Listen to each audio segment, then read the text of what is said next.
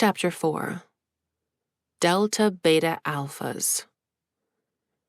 The face of the river was flat, disturbed only by the ripples from the drops falling from the oars, the handles of which Liam had pulled in through the oarlocks and set over a thwart. The bend in the river here was at least half a mile wide, so the current was languid, the surface a lavender mirror of the morning sky. It was late October, so the mornings were cool, but not so much that Liam could see his breath. The day still promised to bring sunshine and warmth, with all the accompanying activity. But right now it was quiet. The only noise was the croak of the frogs on the banks and the chirp of early morning robins and jays. If Liam listened carefully, he could hear the thump-clunk of cars crossing the expansion joints of the bridge a mile upriver. At this time of morning, these drivers would be graveyard shift workers from the university, custodians, cleaners, nurses, going home before the administrators, professors, and service workers rolled in for the day shift. But the noise barely registered with Liam. He was bent over his mother's trombone case, which his father, and now he, used to transport the dark matter array. The DMA. The case was open, revealing the array. It wasn't brassy like his mother's trombone had been, but chrome, the silvery plating reflecting the sky. The shape, reminiscent of a trombone, was purely coincidental. At least, Liam thought it was. The curved, extendable tube was used for accelerating subatomic particles in hundreds of thousands of loops per millisecond before firing them in the direction of the manifold, which just happened to fit just into the bell-shaped mold for the trombone's mouth. Just a coincidence. The design was not to amplify waves of sound, but rather the four fundamental forces of the universe. Liam had no doubt that his father, Tom, had carried the DMA in the trombone case out of a deep sense of symbolism. His father had designed the DMA as an attempt to peer into additional dimensions and hidden worlds of dark matter. All this effort in order to find the world of the spirit, to find Liam's mother. And Tom Riley had died trying. Or at least, Tom Riley had disappeared without a trace. But Liam felt, in some ways, his father had disappeared long before that fateful day. He had lost himself in his grief after his wife, Liam's mother Cynthia, died of complications from sickle cell. Tom had thrown himself into his work after that, even as Liam sat, shell-shocked with loss, too young to even put his own grief into words. In those days, Liam would sit in the corner of the workshop, watching his father. The lab, once a place for connecting with his father as they worked on projects together, had transformed into something altogether different. After Liam's mother died, it became a place of alienation, as Liam's father stepped away from the cycle of days and nights entirely, working for weeks on end, not shaving, not showering, not even speaking much to Liam. The morning had robbed them both of the ability to share, to reveal their pain to one another. The workshop simply became a place where they could be alone, together. So, indeed, Liam had lost his father long before the morning when the university counselors showed up at the back door of Lambeth House. They had arrived with Carla Carver and Eric Fletcher, friends of Liam's parents. Carla and Eric had been unofficial aunt and uncle to Liam growing up, and after that day, they would become his official legal guardians. That morning it had been Uncle Fletch who had been carrying the trombone case, his eyes glistening, the creases on his forehead and the sides of his face deep. The counselors explained that a local resident had come across the DMA while walking their dog. The police said that the DMA was in the center of a circle of singed wildflowers. Tom Riley's electric scooter was found scorched and knocked on its side a few meters away. Fitting, Liam thought. Dad always loved flowers. Now the DMA was Liam's last shred of hope. A thread was more like it. A thread that Liam clutched at, worried on, obsessed over, as he tried to determine what had happened to his father. Had Tom been successful? Had he found Liam's mother, Cynthia? Had he joined her? Could either of them be brought back? The rowboat rocked as Liam shifted his weight to reach down the length of the DMA. He clicked off the circuit breaker that acted as a safety. Ian, in his dragonfly drone configuration, was skimming the water thanks to electrostatic pads on the ends of his 6 legs. He let out an electronic chirp, then confirmed. "Circuit engaged, Mr. Liam." "Thanks, Ian. You can boot up the CPU." "Yes, sir." Liam had reviewed the lab cam footage from the night before over a breakfast of cold Pop-Tarts. The visitation of the demon, Gerald, the intrusion of Mitchell, it had all been so strange. But what had intrigued him the most were the things Gerald had said about the spirit world made of dark matter, not to mention the anomalous readings on the DMA while the demon had been present. It had given Liam hope. Maybe his father had been onto something. "All right, Ian, please run a diagnostic on the array, double-checking that all the readings are nil. I want to make sure we don't need to recalibrate it after all the weirdness last night." "Right away, Mr. Liam.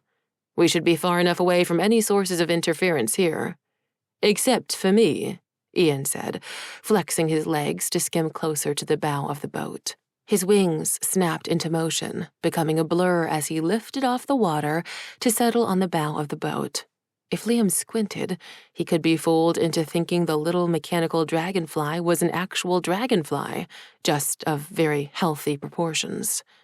"Yeah, you'll want to shut down your broadband. Go into airplane mode." "Yes, sir." "Done." "What is the array telling you?" Liam asked, staring at the blank digital displays next to the handle. "All readings nil, sir." "All right, good. You recording?" A red light on the top of the dragonfly's head blinked on. "Recording engaged." October 21st, 6:19 a.m. DMA appears to be functioning normally after all the events of last night. Yesterday, we test-fired the array with the neutrino flow dialed to 1. This morning, we will be following up with the neutrino flow set to 2. Liam's father had always been cagey about exactly what the DMA was, how it worked, what it could do.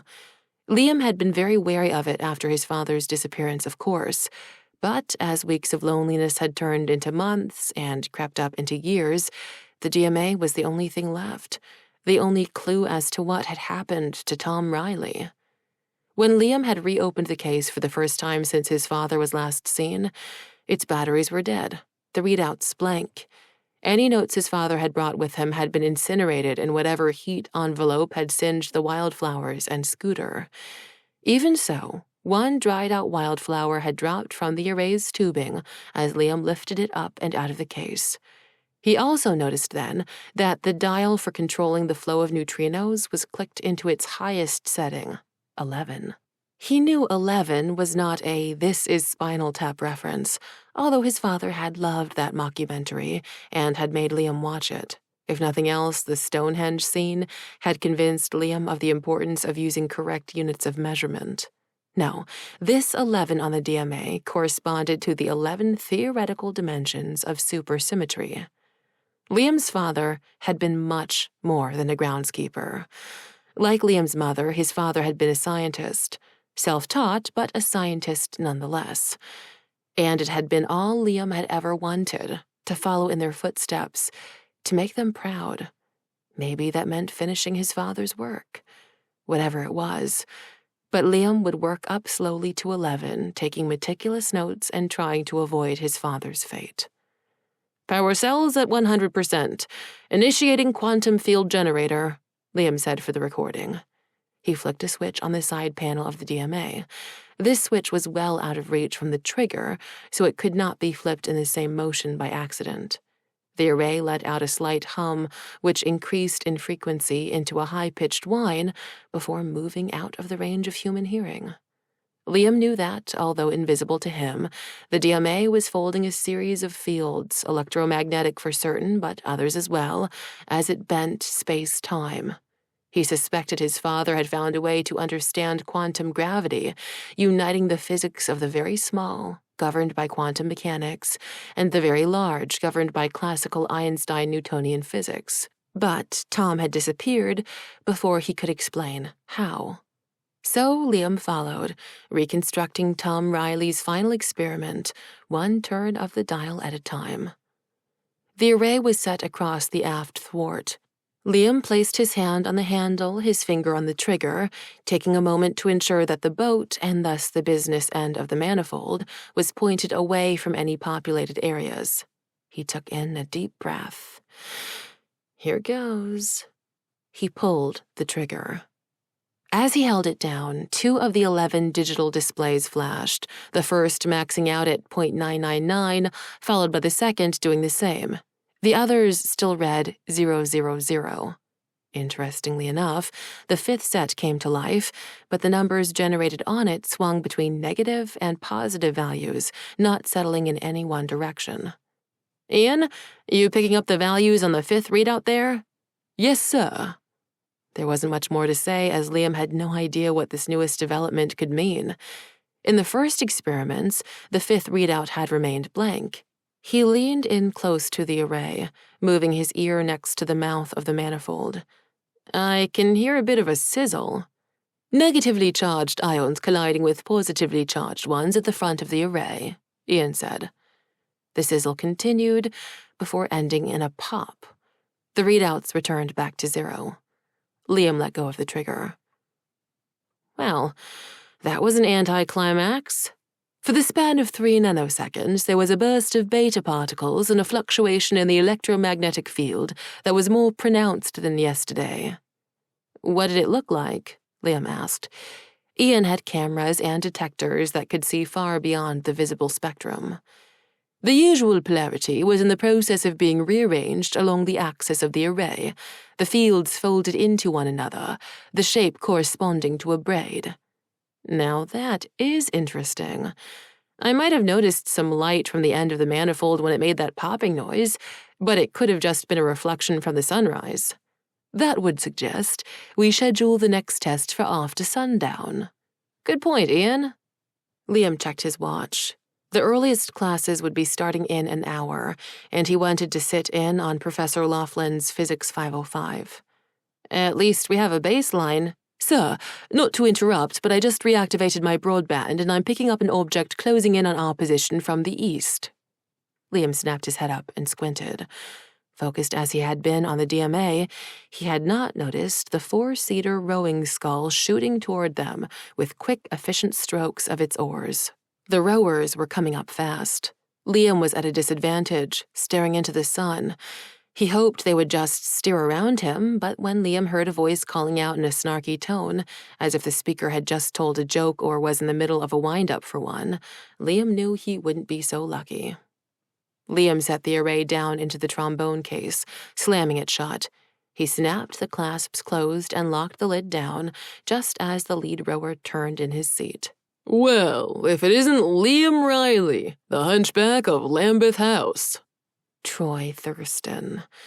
He was only a second-year student in the business school, but because of his family legacy in the local town and the university, Troy already had all the swagger of a senior.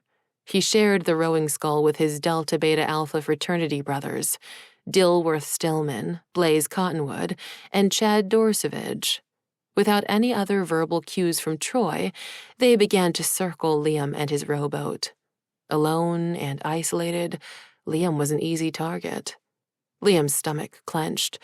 A cold sweat broke out in his temples. It was the reaction any black kid might have had encountering 4 white, entitled frat boys in the middle of a river with no adult supervision. "Fletcher's Boathouse," Troy said, inclining his head to read the lettering on the side of the rowboat. "Does old man Fletcher know you've taken his boat?" Liam ground his teeth. Of course Uncle Fletch knew. Troy's assumption that Liam had somehow stolen the boat was not lost on Liam. Liam had a key to his uncle's bait and tackle shop and boat rental downriver. Not that Troy would have ever taken notice or cared about their connection, or even Uncle Fletch for that matter. Uncle Fletch was black, and like other people of color, he was mostly invisible to white people like Troy, unless they had a reason to notice them. Liam tried not to give Troy reasons to notice him, but Troy often found one, if just to be a bully. Liam knew it was better not to engage Troy and his goons. Keeping his voice flat, Liam tried to offer as little reaction as possible. A reaction was what they wanted anyway. "Fletch knows. I have his permission." Well, I'll just have to check with him when we're back at the boathouse to see if your story checks out.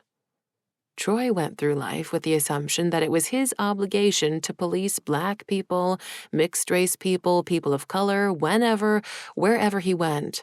His blue and orange crew jersey, his Delta Beta Alpha patch, or maybe just his white skin apparently gave him the right. Sure, you do that, Troy, Liam said, his nails digging into the wood of the gunwale. Not satisfied with Liam's reactions so far, Troy dipped his oar in the water, close to the rowboat to engage in a tighter turn. Blaze did the same. Chad and Dilworth, having the oars on the far side of the scull, compensated and pulled. As the Frat brothers circled closer, Ian buzzed down off the bow and skimmed along the top of the water, setting the rowboat between the Frat boys and himself. Even the AI knew better than to let them take notice of him. "Look at that, Troy," Chad said. Chad was a third year who was all arms and shoulders and no neck. He played lineman on the Goryu football team. "He's out here with a trombone." Liam shifted on the thwart, moving closer to the DMA case. Troy's face lit up, Chad having provided him with a new opening. "Liam, why you out here with the trombone? You that bad that you don't want anyone to hear you?" Laughter from his three friends followed. This encouraged Troy. "You going to be a jazz musician, Liam? Maybe you can play on the street corner. Hey, we'll hire you out to play at the frat house. You want to do an audition for us now?" "No." "No? Come on, Liam," Troy said, working his oar to hold steady in their circle. "I'm done playing for the day," Liam said, standing up to keep an eye on the scull and its 4 douchebag rowers. "Come on, bro. Play something for us." Troy turned to his brothers. "You guys got some quarters to throw in his case?" "I only got plastic, man," Dilworth said. "You take Venmo?" Blaze said. "Shut up, man," Troy said, mock indignant. "You know those government-subsidized flip phones don't do apps like that. They have restricted data plans." More laughter. "Maybe we can set up a GoFundMe," Dilworth suggested. "Yeah, Liam, you want us to set up a crowdfund for you? Maybe we can replace that ghetto bamboo bike you're always riding." "Bike's faster than anything you got." "What's that you're mumbling over there, Liam? I didn't hear you." Troy cupped his hand to his ear. Liam knew better than to repeat himself. "Troy, don't call his bike ghetto. That is racist. We're supposed to say ratchet," Blaze corrected. "Oh, yeah, man, Liam. I hope I didn't offend you. Do you feel like you need to go run to a safe space?" Laughter from the others shook the racing scull. Ripples spread out in concentric rings. The waves bounced to and fro between the two boats. Liam kept his eyes down on the surface of the river, wishing he could lose himself in the contemplation of the constructive and destructive interference patterns. Amplitude, frequency, fluid dynamics. The world of physics was blessedly free of the unpredictable cruelty of racism.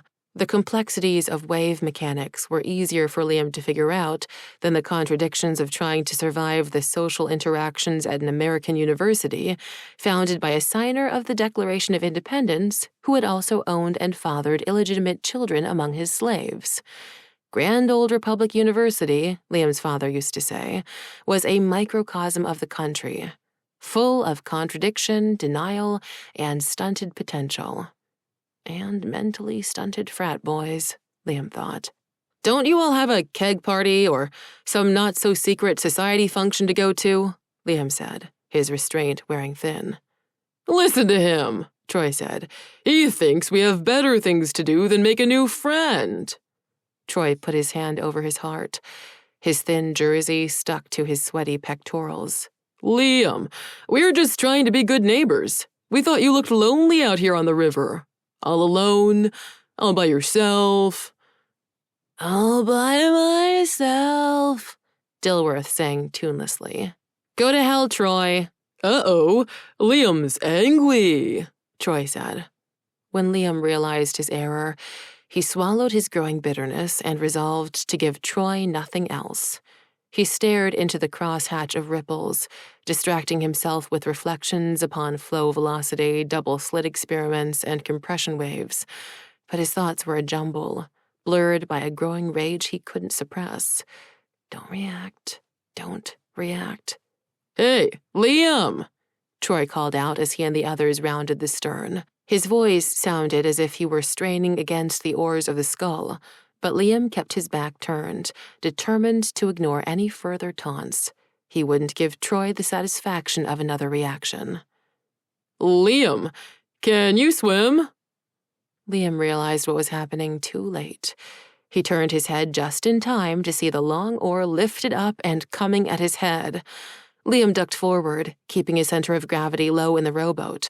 But Blaze had already anticipated that. Troy waving the oar next to Liam's head was just a distraction. It was Blaze with his oar who gave Liam a hard shove in the side of the ribcage, catching him just under the arm and knocking him off his feet and overboard. The river's surface rushed up at Liam. With a slap and a splash, Liam was enveloped. The dope. Dunked in a dunking booth. The river was cold.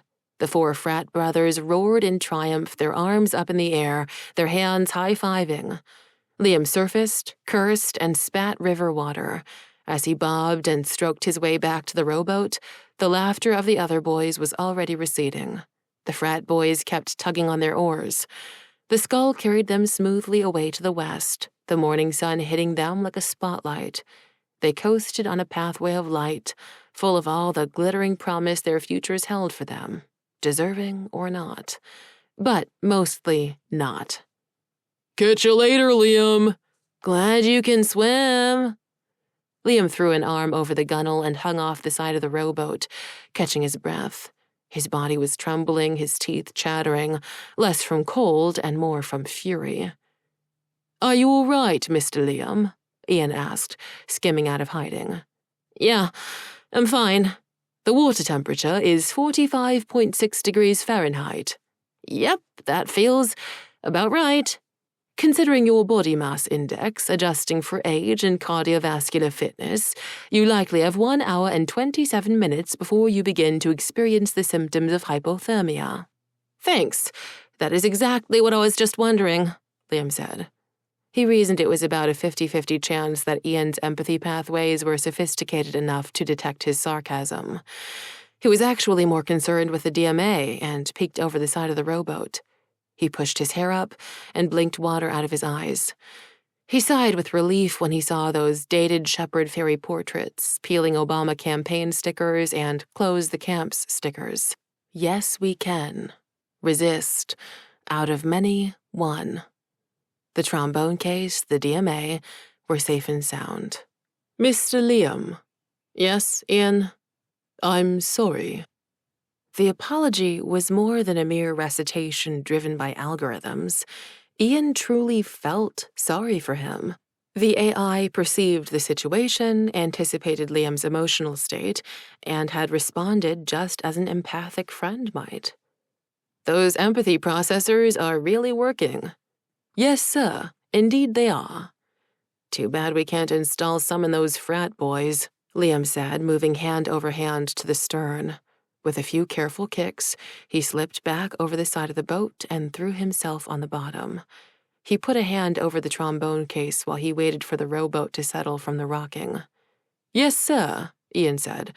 "Too bad. It would make for a useful upgrade." Liam managed a smile despite everything. "You are one of a kind, Ian. You know that?" "Actually, I do." "Come on," Liam said, grabbing an oar. "Let's get back to Uncle Fletch's." Liam rowed hard back to Fletcher's boathouse, partly to stay warm, partly because he was now running late. At first, the breeze from the movement raised goosebumps along his skin, but between the rising sun and his efforts to make up lost time, his clothes were noticeably less damp by the time he floated up to the dock. Uncle Fletch would already be at work on campus, where he did facilities maintenance. Liam dragged the boat up out of the water himself. Ian buzzed overhead as Liam picked up the trombone case in one arm, the oars in the other. He headed for the service garage. Once Liam had unlocked and pulled open the door, he found that Uncle Fletch had left a cinnamon roll and a thermos of hot cocoa for him. Liam devoured the roll and drank half the cocoa right there before dropping the trombone case into the left pannier on his bike's back tire. He secured the DMA into place with bungees stretched across Barack Obama's face. Got hope? If I ride fast enough, maybe I can dry my clothes off, Liam said, pulling the chain to open the garage door. Due to the ambient air temperature, humidity, the distance back to campus, and your own surface area, I estimate you might find that 30 to 40% effective. Wringing your clothes out before may increase that by 50 to 60%. Well, I don't want to freeze in the lecture hall, Liam said, rolling his bike out. Professor Laughlin is streaming and recording all his lectures this semester as part of a MOOC, although not on campus. Ian dipped beneath the closing door. The administration does not want students choosing to watch it in their dorms instead of participating in class, but I can use an off-campus IP address to access the stream and catch anything you miss. Ian, you are worth your weight in gold. Why, thank you, sir. If we calculate the collected weight of hardware dedicated to my processors, memory storage, and drone devices, according to the current trading value of gold in today's market, it's an expression, Ian. An idiom. Figurative, not literal. Liam locked the door. Oh, yes. Noted, sir, Ian said. Liam could almost sense the pulses of ones and zeros recording further bits and bytes into Ian's circuitry, deepening his understanding of the nuances of human language. Ian was learning more each day. Liam couldn't help feeling a sense of satisfaction, even if it didn't dispel the aftertaste of what had happened on the water. Liam rode onto the gravel path that led to the road and started pumping the pedals. Trees with the first colors of fall passed overhead, a red, orange, and yellow blur. Ian settled into a flight path alongside Liam, his wings a steady buzz. A question, sir. Yeah? Liam said, even though he didn't want to waste breath on talking just then, pedaling hard as he was. He was curious if Ian would pick up on that in his tone. Will you be taking up young Mr. Winskull's offer to go rock climbing with him and his friends? You mean Mitchell? Yes. No. Except for the buzz of his wings, Ian was quiet for 1/10 of a mile or so. Perhaps he had finally picked up and interpreted Liam's cues correctly. Studies indicate that strong social ties are conducive to higher self-reported levels of happiness. Companionship is also strongly correlated to longer lifespans in humans, as well as better physical and mental health overall. So much for nonverbal cues. What's your point, Ian? Liam was coming up on the intramural soccer fields. Well, another recent study found that happy individuals had, on average, 3.7 close friends. Friends defined as someone they could call if in distress for help or emotional support. I have Uncle Fletch and Aunt Carla. One might categorize them as surrogate parents. They are certainly not age peers. Your number of those, by my estimate, is 0. I have you, Liam said, bouncing over a curb and across some grass to continue down a brick walkway. One of the campus's natural gas-powered buses rolled past. The seats were only half occupied. 7:49 a.m. was still very early on a college campus. Liam was coming up on the brick and stone buildings of South Campus. These were the historical buildings, designed by the school's founder, Lafayette Concord. The buildings were clustered around the original central quad, which was named after Concord himself, and where his 3-story statue still stood before the steps of President's Hall, where the current university president's offices were. The college had been Lafayette Concord's lifelong passion project. He had written the school charter and governing principles from his plantation, which had overlooked the rolling fields and winding riverbanks that would become home to his world-class academic institution. Concord, a politician, writer, and architect, had even designed the original quad with extra care for the placement of his statue. The dimensions were finely tuned, the buildings arranged in such a way that from anywhere in the quad, the statue of Concord, by virtue of position, scale, and sightlines, would line up so that old Lafayette looked to be standing in the doorway of President's Hall forever. A schoolmaster overseeing the unfolding of his dream for eternity. Liam noticed a group of college girls out running together and swerved onto the grass to yield to them. He passed another clump of kids, still in their pajama bottoms and faces pointed down into their phones as they moved, zombie-like, to the cafeteria. A few other early risers moved about alone, enclosed in a bubble of sound by their AirPods. They also stabbed at the faces of their smartphones, commenting on or liking whatever texts, memes, or photos were coming across their feeds. To Liam's growing irritation, Ian was still extolling upon the health benefits of social ties. "While I thank you for considering me your friend, not a light compliment for a digital AI assistant." Self-teaching AI assistant. "Yes, sir, and although my capacities for empathy, figurative language, and abstract thought are growing daily, I must point out that I am not an age peer, nor legally a person. I am not even human." "Humans, people, have a way of letting you down, Ian," Liam said, cutting across another swale of grass. He knew the current groundskeepers would not appreciate it, but if he didn't turn here, he'd have to bike down Fraternity and Sorority Row. And that was the last thing he wanted, especially this morning. Liam came out on Willsbury Quad, a quieter corner of campus with some historical brick and stone buildings mostly dedicated to the humanities. When Liam was younger, his mother and father had taken him on picnics to the sunken gardens here. That garden, home to dozens of varieties of rose, had been one of his favorite places to play.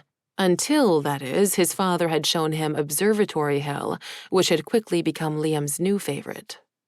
The breeze carried a scent of spicy herbal tea from the rose garden. Liam knew that the Tillier roses were abloom. His father had made sure Liam knew how to identify all the different species of flora on and off campus. The pang of loss that followed the aroma made Liam pedal harder, the wind rising in his ears. He rumbled over some tree roots between Harbin Hall and New North. These were lace-bark drake elms, some over 300 years old, older than some of the oldest buildings. "Been here long before the white man came," Liam's father used to say wistfully, even though he had been a white man. A white man who loved his mixed-raced son, his black wife, and had disappeared, trying to find her again. Liam was breathing hard when he finally rolled up to the rear of Lambeth House. Ian was still sharing the practical benefits of social connections and professional collaboration. The AI was citing examples in artistic and scientific endeavors. As Liam dismounted and walked his bike up to the door of his workshop, something caught his attention. A note taped to one of the glass panes of the window. "Even the most brilliant scientists ascribe their success to the benefits of professional collaboration," Ian was saying. Liam was only half listening as he pulled the note off the door. He unfolded it to find handwriting, written in straight, neat rows, even without any ruling on the paper. The balance of loops and flourishes told him it had been written by a girl. "My cousin Mitchell met you last night and said you were pretty cool. Want to rock climb with some other Lambeth nerds? We've reserved a wall at the rec center at 8 a.m. You're welcome to join. Lambeth kids rock. Maybe we can help you with some of your projects? We are all better off together. Smiley face. Jeannie Winskell." Ian was closing with the adage that, as they say, 2 heads are better than 1. Some part of Liam's mind, not distracted by the message left by Jeannie, made note that Ian really was making progress if he was learning to use clichés, as unwelcome as that development might be. Liam looked from the note pinched between his fingertips to the trombone case holding the DMA. He thought back to how, alone, he had made such an easy target for Troy and his brothers. Alone, he had always been an easy target. And he would continue to be if he remained that way. He began to wrestle off his wet hoodie. The other kids in Lambeth House were, literally, geniuses. They might actually be useful as lab partners, if nothing else. Doesn't mean I have to actually even like them. What was that, Mr. Liam? Nothing, Ian. You said you were going to record Professor Laughlin's lecture this morning? Liam shrugged off his hoodie and punched 80085 into the keypad next to the door. Yes, sir. I have already set up the protocols for doing so. Great. The keypad beeped. The red LED light turned green and the door unlocked. I'm going to change clothes. Pull up the campus map, would you?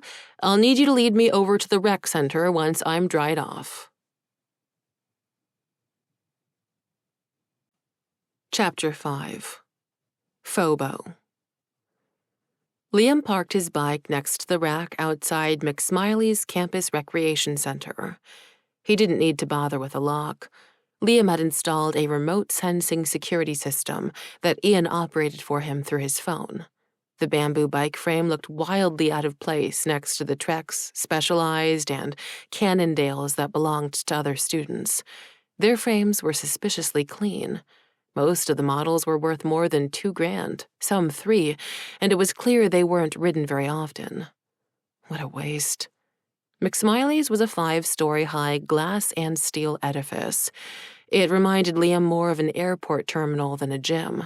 The $26.2 million that had gone into the soaring steel girders and dual-core thermal glass of the atrium was more capital investment than some academic buildings had seen in decades.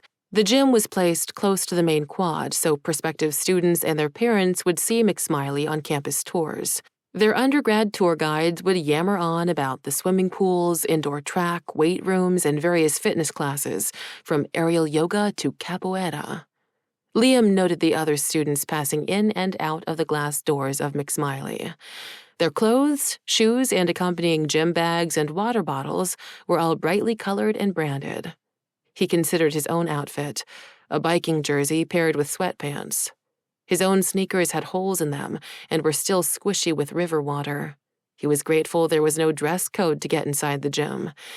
He did his best to ignore his clammy palms, the growing tremor in his chest, and the lightness building in his head.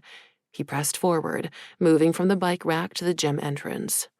As Liam walked, it was hard not to take notice of the massive yellow and black bird perched in the branches of one of the Fuji cherry trees just outside the entrance.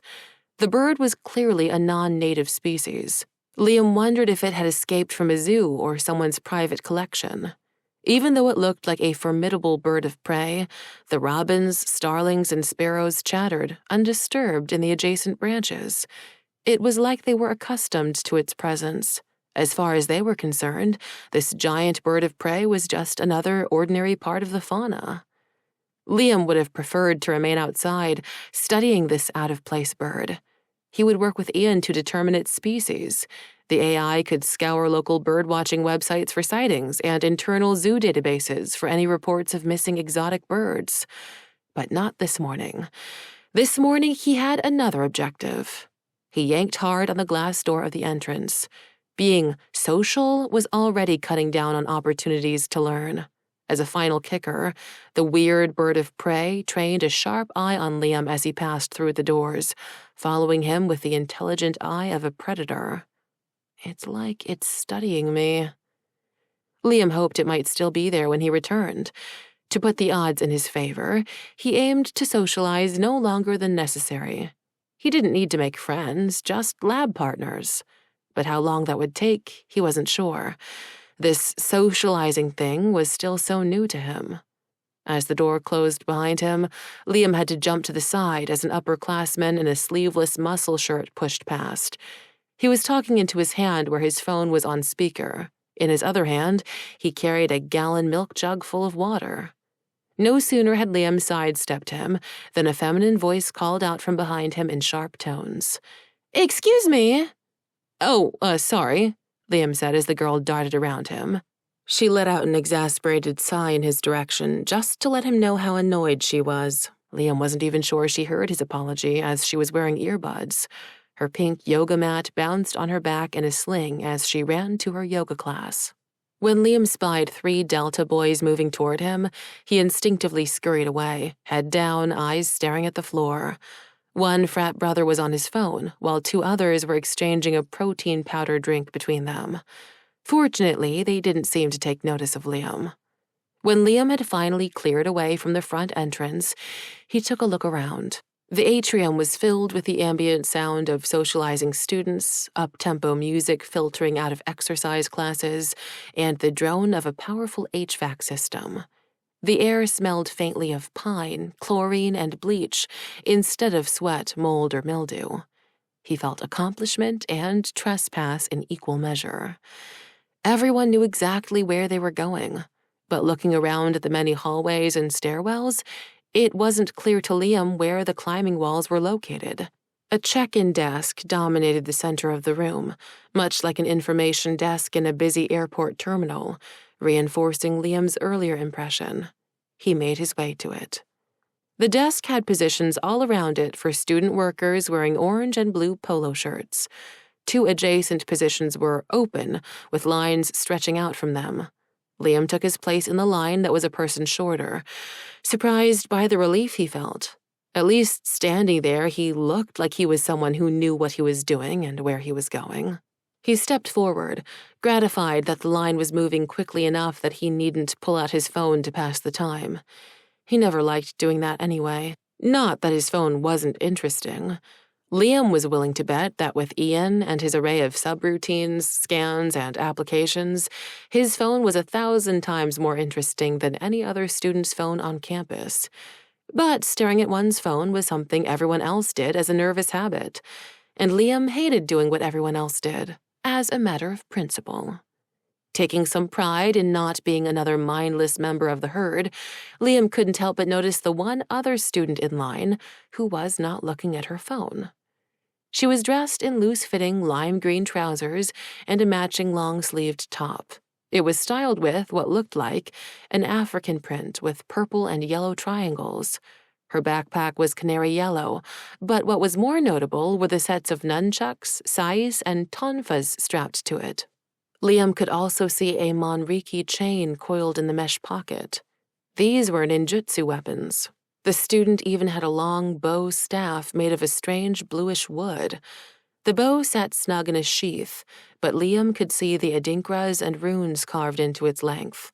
He didn't know what any of the symbols meant, but he did know they were West African, and pretty cool. The student's waist was cinched with a purple sash. It matched the scarf wrapped around her head. Her skin was much darker than Liam's own. He was almost certain she was an African exchange student, and although her eyes had a gem-like quality to them, they were wide and unseeing. She took in the entirety of her surroundings with the sweep of a white cane that Liam had seen other blind people carry. As Liam waited, an Asian student on his phone stepped backward to make room for 2 sorority sisters passing close to the line. They nearly knocked him over. Engrossed in his phone, the Asian guy barely noticed, nor did he take into account the blind girl behind him as he stepped right into her. "Oh, sorry," the Asian guy said. Then looking up and realizing it was a blind person he had just bumped into, he followed up with a second, more profuse apology. "Oh, I'm really sorry. I didn't see you there." The blind girl smiled, turning her face to the direction of his voice. "It's all right. I didn't see me either." Either he was too embarrassed to laugh, or the joke was lost on him. The guy turned back around and hid his face behind his phone. Liam couldn't help but snicker. The girl smiled, hearing him, pleased that someone had caught on to her joke. The line kept moving. As they neared the front desk, Liam realized he had a new reason for anxiety. The 2 sorority girls that had barged up to the front of the line were none other than Jane Collingwood and Samantha Carlyle, 2 members of Rho Beta Phi. RBP was the sister sorority of Delta Beta Alpha fraternity. Jane Collingwood was not exactly Troy Thurston's girlfriend, but they were often seen hooking up together at parties. Even though everyone knew steady relationships were not in, any girl who went after Troy would face social ostracization by the Rho Beta Phi sisters, initiated by none other than Jane herself. Jane and Samantha had their lacrosse sticks with them and were kitted up for practice. The girls leaned on the front desk and were berating the student worker, their other Rho sister, Chelsea Sidwell, urging her to skip her shift and come work out with them. Liam stared at his feet, wishing himself invisible. The Rho girls could be even worse than the Delta boys, picking on anyone they saw as unstylish, different, or simply without sufficient social standing or connections to protect them. Liam had had his fill of Greek kids all ready for the morning. He kept his face turned away. Chelsea sat behind the desk, sipping out of a coffee cup. Her lip gloss was smudged on the white plastic lid, and she barely made eye contact with the students whose IDs she scanned. Instead, she was focused on her sorority sisters. I can't skip my shift. I'm not off until 10, and my boss, Joel, is so unreasonable. Aside from the polo that set Chelsea apart as a student worker, little distinguished the row girls from one another. All three were athletic, blonde, and tanned in a similar way. Even the athletic brands Jane and Samantha wore all matched. Just play hooky, or tell him you have cramps. Get that first-year steward to cover your shift. He totally has a crush on you, Jane said. Totally, Samantha echoed, playing with the netting of her lacrosse stick. No, Chelsea said, her lip curling. He already did last week and lent me his biology notes. I don't want to owe him again. Too bad, girl. We're going for bubble tea after. OMG, Jane, stop it. You know I'm already having total FOMO. Well, maybe you should be worried more about FOBO, Jane said. Yeah, maybe we'll find a better option for a friend, Samantha said, turning from her lacrosse stick to her phone, as if to scroll through a list of potential replacements for Chelsea. Oh, no, you didn't. You're such a skank, Chelsea pouted. You know I want to. She looked down at her coffee cup, a frown of dissatisfaction tugging on her mouth. I love bubble tea. Then come on. I can't, Chelsea whined. Joel is such a jerk. Next. Chelsea's change in tone was abrupt. No longer was she some tragic victim of an oppressive, unreasonable, all-around fun-hating boss. Instead, she channeled her inner TSA agent, listless impatience and all, to berate the next person in line. Come on, I don't have all day. But the next student in line was the blind African exchange student. Liam's chest tightened. It was a sense of protectiveness for this girl, who because of her handicap and various other differences would definitely cue the row girls up. In that, they were no different than the Delta boys on the river that morning. They were bullies, drawn to pick on folks they perceived as different or socially isolated, without fail. Predictably, Chelsea rolled her eyes, waiting for the blind girl to close the distance between herself and the desk. The exchange student swept the space before her with her cane. Samantha enacted her own parody of the girl with her lacrosse stick. Jane and Chelsea nearly hyperventilated as they stifled their laughter. Liam's molars set against one another. The blind girl tapped her cane against the desk, coming up to its edge and clearing her throat. Chelsea now imitated her sightless stare, adding in a slack, open jaw before she puffed out her cheeks and even crossed her own eyes, two more hilarious giggles from her sorority sisters. Chelsea might not be joining them for bubble tea, but she would make them laugh at the girl's expense. Excuse me, I wonder if I could get a key to one of the racquetball courts, the exchange student asked. Her accent was melodious, definitely African. Samantha let out a snort.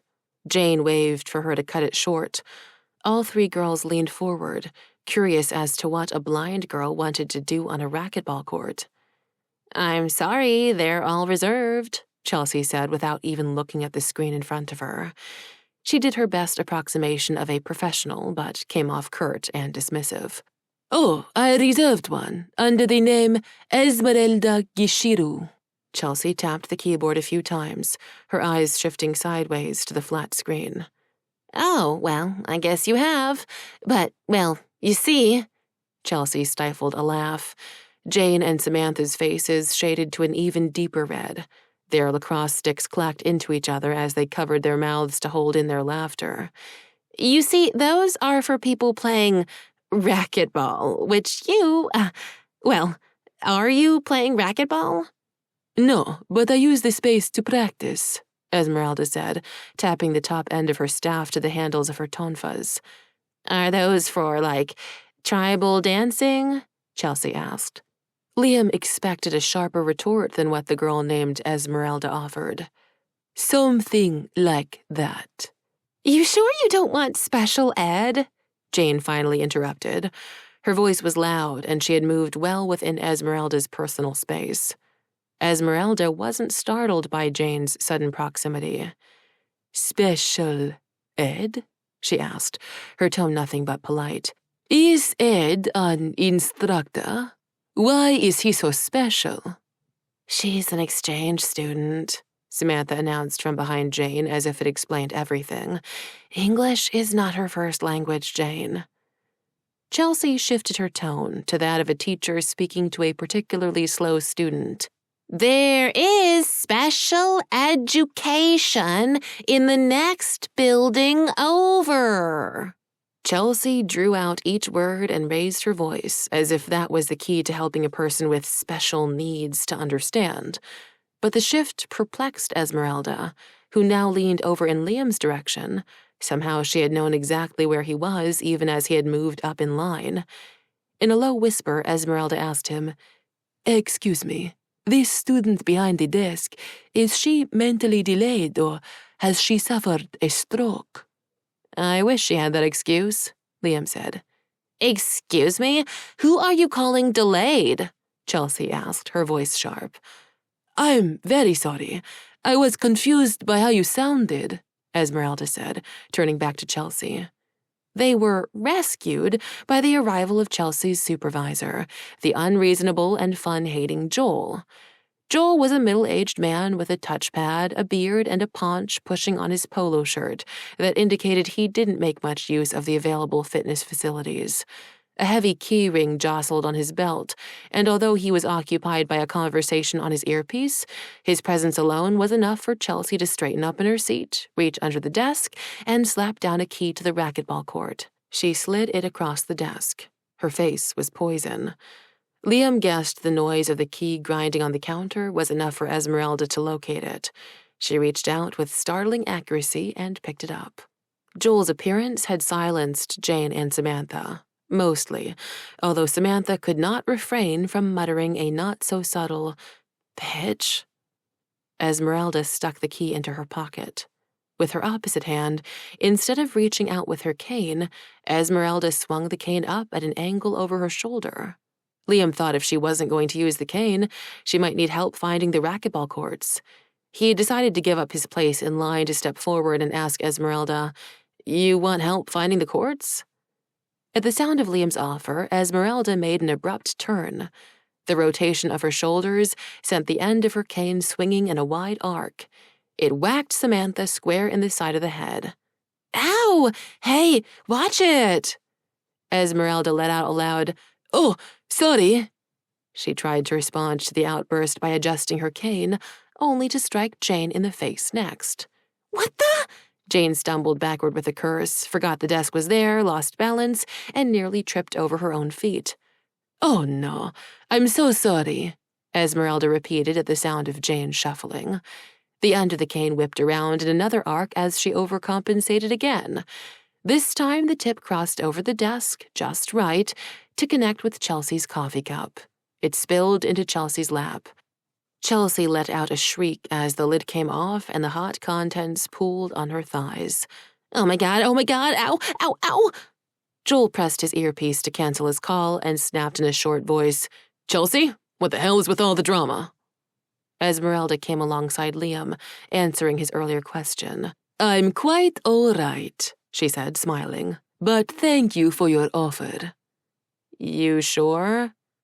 Liam looked over her shoulder at the suspicious amount of chaos she had left in her wake. Esmeralda shook her cane. An elastic band inside went taut, causing the cane to break apart at multiple points. In a few motions, it snapped down into a compact cluster of 6-inch sections. "It's the irony of being blind," Esmeralda said, slipping the collapsed cane into a pocket of her backpack, like a ninja sheathing a katana. "When you are fine, everyone wants to help you. And when you actually need a hand, no one is around." "Right," Liam said. "Nice Manrique chain, by the way." "Thank you." Esmeralda grinned, pleased at the compliment. She lifted her chin, perhaps to give her a better read of the squeak-bop noise coming from the McSmiley racquetball courts. The posture gave her a self-possessed, even regal air. It remained with her as she crossed the atrium in a sure and straight path, no cane needed, and headed right to the courts. Liam knew she would be just fine. Chapter 6. Climbing Wall. While Chelsea danced behind the desk, crashing into Joel in a fruitless effort to escape her scorching coffee, the other student worker behind the desk rolled his eyes and directed Liam toward the climbing walls. As he walked, Liam checked the student traffic headed in the direction of the racquetball courts. Esmeralda had already melted into the crowd. Liam navigated his way to the north end of the rec center. Goryu really had spared no expense on McSmiley. The halls were spacious and airy, all the more so for the many skylights and cathedral ceilings. The building opened up further as Liam reached the north wing. The north wing could have fit several basketball courts, but instead, in an open design, it housed an expansive free weight area. A steel deck above that held row after row of workout machines. Everything was bathed in bright, natural sunlight beneath a glass dome. Just beneath the dome, 3 stories up from the ground floor, was a running track, the sunlight pouring through the oval in its center. The base of the climbing walls was opposite the free weights and reached as high as the glass dome would allow. A deck on top served as a platform for spotters, anchors, and belay device arms. The face of the wall itself was tessellated, the angled surfaces dotted with colorful handholds, each dusted with chalk.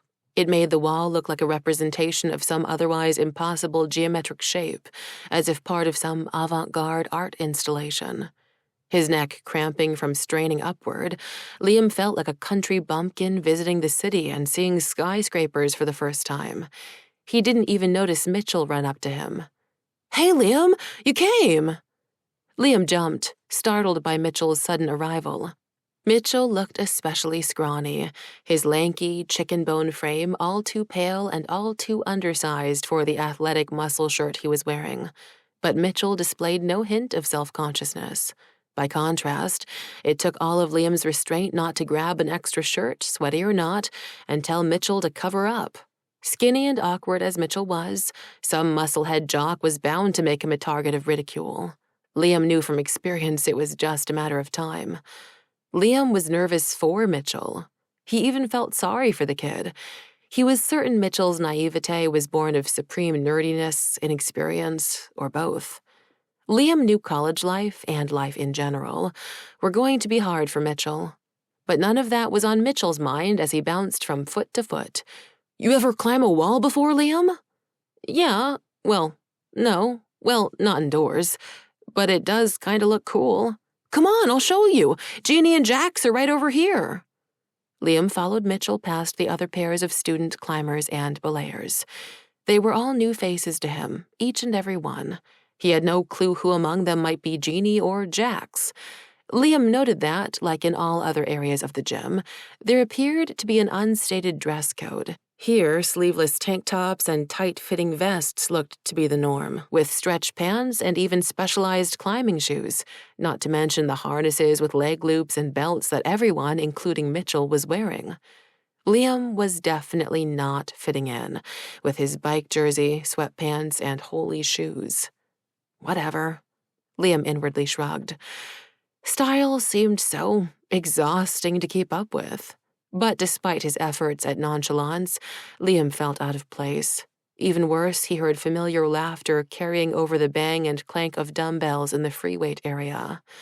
Liam looked over to the free weights, trying his hardest not to come off as jumpy. It was hard not to. He immediately recognized Troy along with his 3 other brothers from the rowing school that morning. Don't those guys ever go to class? Liam was wondering why he had come to the gym in the first place and wished himself even smaller than he already was. Mitchell, by contrast, was downright jaunty, yammering on without taking a single breath. "I knew you would come. I told Jeannie and Jax all about you. Oh, well, not all about you. I kept, the other things a secret. Know what I mean? Wink, wink." Mitchell had actually just said, "Wink, wink." Liam resisted his urge to facepalm. He was utterly at a loss as to whether Mitchell was fatally annoying or borderline endearing. Either way, Mitchell was undoubtedly 100% Lambeth House. "Jax was certain you wouldn't come. They'd seen you around but figured you too much a loner." Wait, they? Liam wondered. Does Jax have multiple personalities? Liam kept his pronoun confusion to himself as Mitchell continued down the length of the wall. Jeannie was 50-50, but I figured she'd try to tip the balance with a written invitation. Very analog, but I guess it worked, right? Liam wasn't sure what sort of response was necessary or expected of him, which wasn't unusual for him in social situations. To his relief, Mitchell didn't seem to require one, as the excited talk continued to stream forth. Liam was preoccupied by the number of people who had reportedly noticed him and formed opinions. He'd always felt mostly unnoticed, even invisible, or at least he tried to be, considering that attention usually brought negative results. Mitchell led him past more climbers and all the way down to the end of the wall. Liam noted that the routes up the wall face grew more challenging the farther they went. All the way toward the end, with the most challenging sections of wall face, they stopped next to a young, white guy or girl, Liam couldn't tell. This not unattractive person was belaying a brown girl 3/4 of the way up the wall. The girl climbing had her wavy hair pulled into a bushy ponytail. Her toned arms and legs flexed as she worked her way up a nearly impossible route. Mitchell introduced the earthbound belay partner as Jax. While Liam felt some relief to see Jax, Jeannie, and Mitchell kitted out in ill-fitting and unmatched shirts and pants too, his awkwardness only grew as he tried to categorize and address Jax. Jax was about Liam's size, a few inches taller, similar in build and age, but Liam was flummoxed as to Jax's gender, appearing as a very pretty boy or a very handsome girl. Jax's hair was shaved at the base of their scalp, but it was long on top with dramatic bangs that hung rakishly down to frame her face. Jax was as focused on her belay partner, whom Liam took to be Jeannie. Jeannie strained for her next handholds. Jax only gave Liam the briefest of glances with a set of bright gray eyes and a quick, "Hey." Jax had distinguished eyebrows, slightly arched, slightly furrowed, that gave her a sardonic, knowing look. Liam had no idea what it meant for him and his own orientation, that the collective effect of Jax's appearance and demeanor was one of a very attractive type of cool. Jax's near-complete disregard of him only reinforced it. So, Jax, is that, short for Jackson, Jacqueline? Liam said, probing for some familiar box to put her into. No, Jax said, not diverting her eyes from Jeannie. Just Jax. Oh, okay. Jax is non-binary, Mitchell said by way of helpful explanation that was anything but. Non-binary?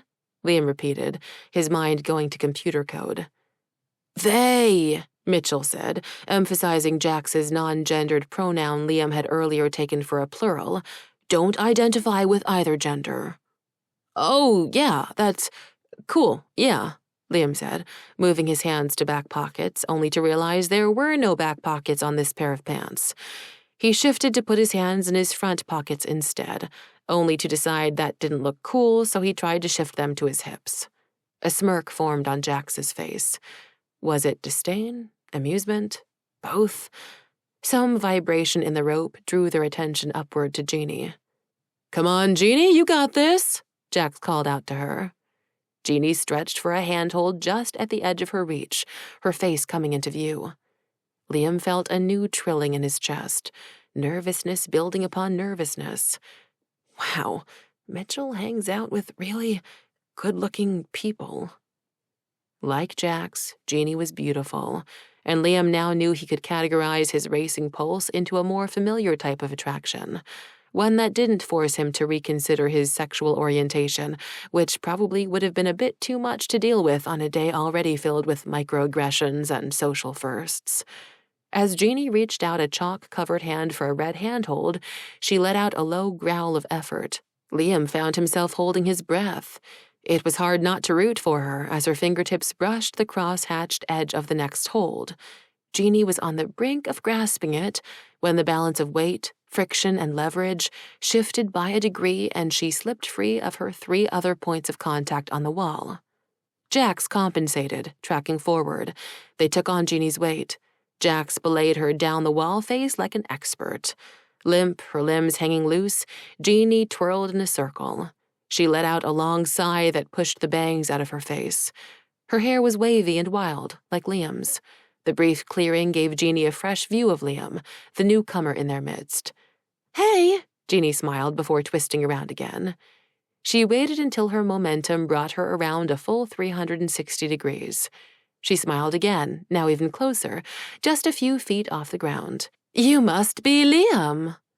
Jeannie spoke with a trace of an accent that Liam could only categorize as Caribbean. Liam remembered that Mitchell had said she had family from Trinidad and Tobago. Jax set Jeannie down, and she reached out to shake Liam's hand. "When Mitchell described you, I knew I'd seen you around Lambeth House." Liam scratched his head, unsure how to respond to further evidence that he was on so many people's radar without knowing it. "You ride that bamboo bike," Jax stated.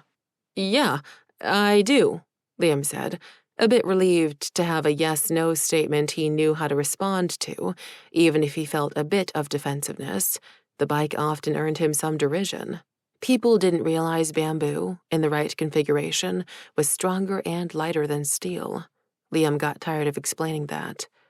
"Good design choice. Bamboo has got great tensile strength and is renewable too," Jack said. Liam felt a flood of relief, surprise, and fondness for Jax all at once. "Yeah, that's right." Come to think of it, Liam realized he had seen some of them around before. He just had not taken much notice, except for Jeannie. He'd definitely seen her in his advanced differential geometry classes. He had noted then that Jeannie was attractive, too attractive for him to ever even speak to her. Yet, here he was. "You want to try climbing?" Jax asked. Sure," Liam heard himself say, partly out of awkwardness, partly out of not knowing what else to talk about. Jeannie let him use the chalk bag hooked to her belt. Liam was grateful. It let him do something about all the sweat on his clammy hands. "You can use my climbing shoes," Jack said, slipping off their shoes and flipping them over to Liam. Jeannie gave Liam a quick crash course on the basics of climbing. She explained static lines versus dynamic, anchors, belaying, and carabiners. She moved quickly to holds with a variety of confusing names, from crimpers to pockets to pinches. She rattled off a few techniques that included jamming, crabbing, and something called mantling. There were some additional terms Jeannie used that sounded more like wrestling moves, such as drop knee and knee bars. Despite the overflow of terminology, the core of it was coming into focus. Liam could appreciate the technical aspects of climbing, the logic and efficient engineering of the equipment, the applied physics of the techniques. Even some of the knots were familiar to him from trips out on Uncle Fletch's sailboat. Jeannie handed him a harness. As he slipped into it, he complimented her figure-8 knot. "Nice knot work." "Thanks. Might save your life." Liam's vision went cross-eyed and he staggered as Jeannie gave the harness an unexpected jerk. "Looks secure," she said. Liam tried to clear his head of dizziness. He squeezed the chalk bag on his belt and coated his hands. "Wow, that's a lot of chalk," Jeannie said, stifling a sneeze as Liam rubbed the chalk into his palms. "It's how I like it," Liam said, hoping it sounded as if climbing, visiting the gym, and socializing in general were all things he did on the regular. "All right," Jeannie said, wiping her eyes.